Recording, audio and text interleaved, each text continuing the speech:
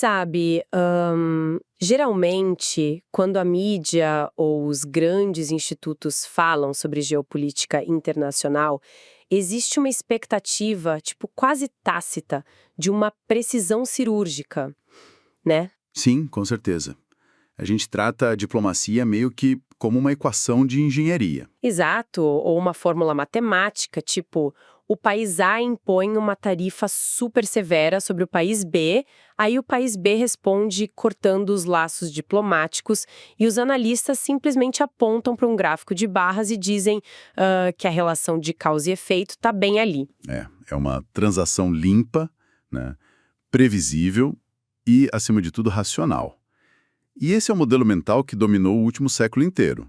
Ele é pautado puramente pela razão de Estado, por interesses que a gente pode tocar, tangíveis. Uhum. A premissa básica sempre foi aquela de que os líderes mundiais operam como tipo CEOs de grandes corporações, sabe?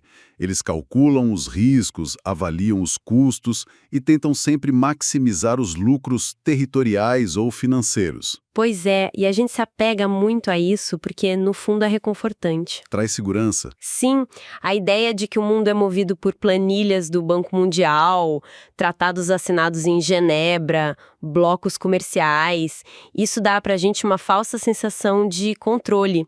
Mas aí a gente entra no nosso mergulho profundo de hoje e essa calculadora simplesmente entra em curto-circuito. Totalmente. Aquela lente cristalina que a gente usa para ler o noticiário internacional, ela estilhaça de vez. E é exatamente sobre isso o nosso papo. O que o material de hoje propõe é um cenário global, super nebuloso, guiado por forças que a diplomacia ocidental moderna simplesmente não sabe como quantificar. O texto é O Reino do Caos, do autor Elder Legg. Isso. E a nossa missão hoje é justamente decupar essa visão de mundo extremamente singular dele. Ele usa a experiência que tem capturando imagens como fotógrafo para reinterpretar os conflitos globais de hoje. É exatamente, mas olha, antes da gente mergulhar de cabeça, eu preciso dar um aviso muito, mas muito importante para quem nos ouve. É essencial fazer isso agora. É porque o texto do Elder Legg, ele entra a fundo em águas teológicas, escatológicas e políticas que são, tipo, extremamente inflamáveis.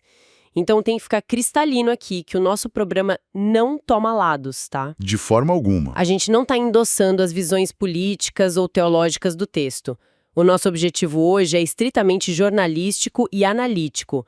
É reportar de forma imparcial o que o autor argumenta e tentar entender a lente através da qual ele enxerga o mundo. Perfeito. O valor dessa análise não está em dizer se a crença dele é verdade ou mentira, mas em entender que, independente do que a gente acha, existem atores globais com poder de fogo real que baseiam as decisões deles inteiramente nessas crenças. Uhum. Entender a lógica interna desse pensamento, hoje em dia, é uma questão de inteligência estratégica básica. Com certeza. Bom, eu vou tentar sintetizar a premissa principal que abre o texto, porque ela é bem pesada. Ele diz assim: eu sou Elder Legg, um olhar de fotógrafo, anos capturando o mundo, aprendendo que a lente não faz a foto. Essa frase é muito forte. Nossa, muito.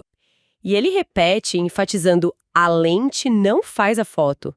Quem vê, quem ajusta a cena, quem escolhe o instante é que cria o impacto. E a partir disso, ele argumenta que o mundo abandonou a diplomacia tradicional. Sim. Aquela diplomacia dos acordos comerciais, dos tratados de não proliferação, para ele tudo isso perdeu a eficácia. Porque a gente teria entrado no que ele chama de a nova lei da selva. Nova lei da selva? Certo, vamos desempacotar isso porque parece o cerne da coisa. E é mesmo. A definição dessa nova lei da selva é o eixo de todo o raciocínio dele. Segundo o texto, a realidade geopolítica atual não é mais moldada pela lógica de mercado. Tá, mas moldada pelo quê, então? De um grupo de morrer pelo que acredita. Nesse cenário, o poder de suportar a dor acaba superando a razão de Estado. Moedas, tratados, acordos viram pó, ficam irrelevantes. Mas peraí, isso desafia totalmente a lógica básica de sobrevivência de um país. Como assim a economia não importa? Quer dizer, dinheiro compra arma, financia a logística, alimenta os soldados. Sem dinheiro, a máquina de guerra colapsa, não? Sim, na visão tradicional, sim. Mas a mecânica por trás da ideia dele envolve redefinir a própria palavra colapso. No modelo antigo, se as sanções destroem a moeda de um país e a população passa fome, o governo cede para evitar a revolta, né? Claro, para não perder o poder. Exato. Mas na nova lei da selva, quando a liderança decide que a sobrevivência da fé deles ou da narrativa deles é mais importante que o bem-estar material, a fome e a destruição deixam de ser motivos para se render. Nossa, Eles se transformam em emblemas de sacrifício. A dor vira tipo um capital político interno e, ao mesmo tempo, uma demonstração aterrorizante de resiliência para os inimigos. caramba. Voltando para aquela metáfora do fotógrafo, ele está dizendo que o Ocidente está tentando capturar a imagem da guerra moderna usando a configuração errada na câmera. Perfeita analogia. É exatamente isso. O Ocidente está com o foco travado nos cálculos econômicos, no acesso ao sistema bancário global, no preço do barril de petróleo. E sobre a ótica da nova lei da selva, focar nisso só gera uma imagem totalmente borrada do que está realmente acontecendo. Entendi. Então, se na diplomacia clássica um país entrava em guerra para garantir, sei lá, um recurso natural, e aí negociava a paz quando o custo da guerra ficava mais alto que o próprio recurso, o que acontece agora, o que substitui essa matemática toda? O que substitui é a demonstração implacável de que não existe limite para o sacrifício. Vitória e rendição perderam aquele sentido clássico de hastear a bandeira na capital do inimigo, sabe? Uhum. O objetivo agora é sobreviver dentro do caos, impor a sua própria narrativa sobre a realidade e, mostrar que as consequências imediatas não importam diante de um propósito maior. É um paradigma muito brutal. Tentando visualizar isso para quem nos ouve, é como se a gente tivesse vários analistas num estúdio de TV, narrando metodicamente uma partida de xadrez. Eles dizem, olha, o sacrifício desse peão comprometeu a defesa do rei. Sim, na maior calma. Isso, enquanto, na verdade, os líderes mundiais estão lá fora do estúdio jogando um jogo de sobrevivência na selva. E o próprio tabuleiro de xadrez foi jogado numa fogueira há muito tempo. Exatamente isso, o tabuleiro já era. Tá, mas como ele demonstra essa teoria quebrando a lógica convencional em conflitos reais? Porque falar na teoria é uma coisa. Como isso se aplica no mapa de hoje? Bom, ele ancora isso direto na linha de frente, começando pela Ucrânia. E a leitura que ele faz ajuda muito a explicar por que tanto estrategista militar convencional tem errado as previsões sobre a duração dessa guerra. A guerra na Ucrânia realmente parece desafiar aquela lógica do ponto de ruptura. Porque um analista normal olharia para a simetria de forças, para o esgotamento dos soldados, com pessoas cada vez mais velhas ou mais jovens indo para as trincheiras. Sim, a exaustão total. E a conclusão racional seria: precisamos ceder território em troca de um cessar-fogo. A matemática não fecha. Só que, aplicando a lente do texto, essa recusa em negociar não é uma teimosia irracional. Sobre a nova lei da selva, cada cidade sitiada, cada envio de pessoas para o fronte opera como um teste supremo de relevância. Um teste de relevância. Isso. Cada tijolo de uma ruína que é defendido até a morte manda uma mensagem. A irracionalidade tática de lutar por uma cidade destruída, que não tem valor estratégico óbvio, ela se torna uma coerência narrativa muito profunda. É a prova de que a nação existe e não vai ser apagada. Certo, e o texto mostra que isso não é um evento isolado, né? Tem uma reação em cadeia acontecendo. Ele cita, por exemplo, a Rússia fornecendo inteligência e tecnologia para o Irão. Sim, e isso é um ponto crucial. Como isso se encaixa? Porque, em tese, a Rússia deveria estar focada só no próprio conflito ali na Ucrânia, não? Pois é. A mecânica dessa aliança é o exemplo perfeito da morte da diplomacia transacional. Historicamente, Moscou pensaria duas vezes antes de dar tecnologia de ponta para o Irão, para não irritar outros parceiros comerciais ou causar um desequilíbrio na região, né? O risco econômico seria alto demais. Exato. Mas com o tabuleiro em chamas, esse cálculo muda completamente. O objetivo da Rússia agora é impor a narrativa e demonstrar força contra a OTAN. Então eles armam o Irã como uma retaliação. Para esticar a capacidade do Ocidente. Precisamente. O objetivo não é lucro com venda de arma, é forçar os Estados Unidos e a Europa a olharem para múltiplos incêndios ao mesmo tempo. É tipo a instrumentalização do caos. E isso afeta a Europa diretamente. O texto cita a Alemanha e a Romênia aprovando leis de preparação militar, falando em volta do recrutamento. E eu te pergunto, a história ensina que rearmamento na Europa, um continente cheio de armas nucleares, é a receita para o dilema de segurança. Você se arma para defender, o vizinho acha que é ataque e a coisa escala. Por que isso virou um novo normal? Porque a dissuasão mudou de cara. Na Guerra Fria, a dissuasão era baseada no medo da aniquilação mútua, sabe? Ninguém queria testar arma nuclear. A razão impediu o aperto do gatilho. Mas na nova lei da selva, a dissuasão só funciona se você provar que não tem medo das consequências. Ou seja, a Europa não está se rearmando só para ter tanque guardado. De jeito nenhum. É para emitir um sinal. É como dizer, a nossa disposição de ir até as últimas consequências é igual à de vocês. O risco de escalada não é mais um tabu, virou a linguagem de negociação. Então, o que tudo isso significa? Porque se o prêmio não é mais o petróleo, não é rota comercial, e eles estão dispostos a quebrar a própria economia, qual é o objetivo final dessa destruição toda? É aí que o autor vira a lente para o Oriente Médio, especificamente para Jerusalém. E ele substitui aquela motivação de sobrevivência do Estado por uma motivação bem mais antiga, a profecia e a escatologia. Aqui é que a coisa fica realmente interessante. Escatologia, o estudo do fim dos tempos, quer dizer, o terceiro templo de Salomão, a mesquita de Al-Aqsa, deixam de ser só monumentos ou brigas por território e viram gatilhos para uma agenda divina. Exatamente. O argumento é que a nossa leitura ocidental laica desses conflitos é uma cegueira voluntária. Para quem opera sob essa lente escatológica, construir um templo ou controlar uma terra sagrada não é simbolismo. É um requisito físico. Isso, um pré-requisito inegociável para eventos espirituais. Para eles, coisas como a segunda vinda ou o triunfo de uma fé não são metáforas poéticas que vão acontecer num futuro distante. São realidades que podem e devem ser aceleradas pela ação militar hoje. Mas vem cá, até que ponto líderes modernos, sentados naquelas salas de situação cheias de telas e satélites, realmente pautam decisões de guerra num roteiro do fim do mundo?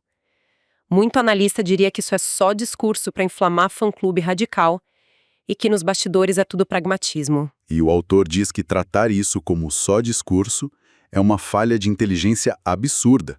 Quando o sagrado entra na conta da guerra, a matemática das perdas civis e militares perde o sentido. Se a liderança acredita que o sofrimento militar de agora é tipo as dores de parto para uma promessa divina inquestionável, negociar paz por causa de pressão econômica é visto como uma traição a Deus. Não é diplomacia. Tem um ponto no texto sobre essa mecânica que me deixou muito intrigada. Ele fala sobre o isolamento, que certas interpretações extremas exigem que o Império Americano tire o apoio e deixe Israel enfrentar o mundo sozinho.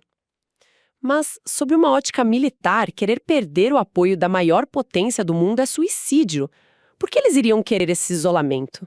Esse é o conceito da teologia da vulnerabilidade. Dentro dessas narrativas, o grande milagre final, aquela intervenção divina que vai salvar a nação, ela só pode acontecer quando todos os aliados humanos falharem. Então os porta-aviões americanos são um problema. Exato. A proteção americana funciona quase como um obstáculo burocrático para a manifestação de Deus. Uma interferência secular na narrativa sagrada. Perfeito. Então o isolamento extremo, o mundo inteiro contra eles, não é visto como falha diplomática. É o cenário ideal. A vulnerabilidade absoluta é o convite para a redenção.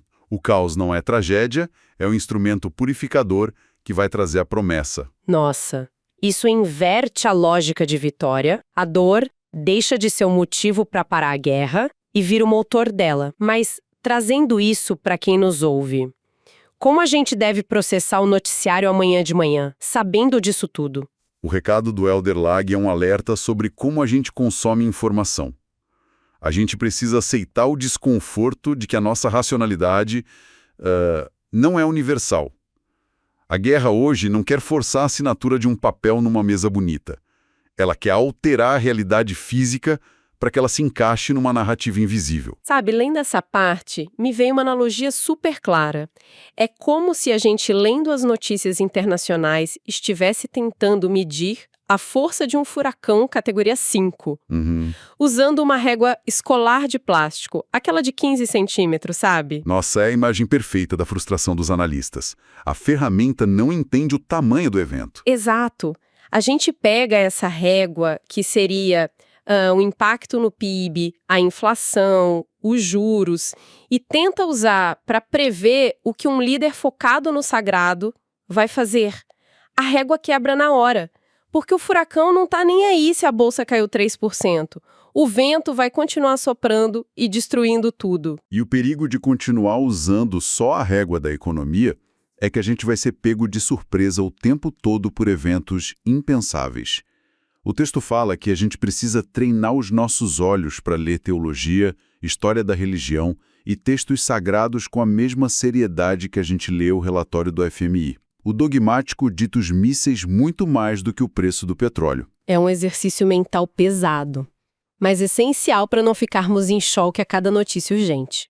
Bom, chegando ao final da nossa exploração, acho que vale a gente recapitular o caminho que fizemos através de Reino do Caos. O ponto de partida foi aquela visão do fotógrafo. A lente não faz a foto. É a escolha do foco que cria o impacto.